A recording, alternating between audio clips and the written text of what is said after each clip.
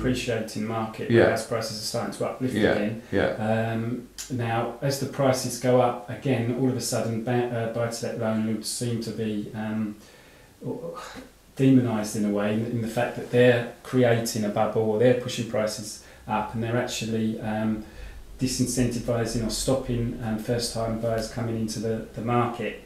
Of course, when prices were going down and landlords were finding it really difficult, they never asked for any support at that time, quite rightly, because they took the risk and purchased the properties. But the big problem, and I think you've touched on it, is surely what I see is there's just a general lack of supply. Obviously, when we had the downturn, the developers stopped developing, and they created land banks, and now they're beginning to actually build on those. So again, I think when the last Labour administration finished, you've I think is it about 30% increase that you've now got in supply of building stock. There's been a big increase in the number of starts, and that's important. But it comes back to what we were talking about earlier.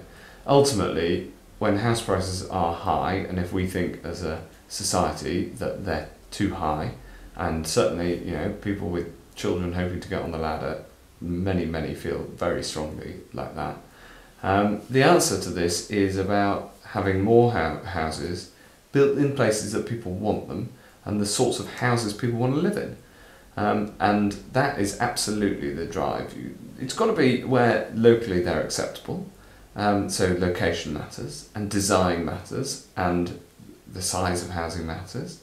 But ultimately, instead of having an argument about ownership type, it's far better to think, okay, how are we going to solve the problem that we've got house prices going up and many people wanting to get on the ladder who can't? And we've solved this in two ways. One is to make sure people can get on can buy houses more easily through the Help to Buy scheme, which has been very successful and almost entirely outside of London and the South East, and also on average mortgages under 200,000, under the national average house price.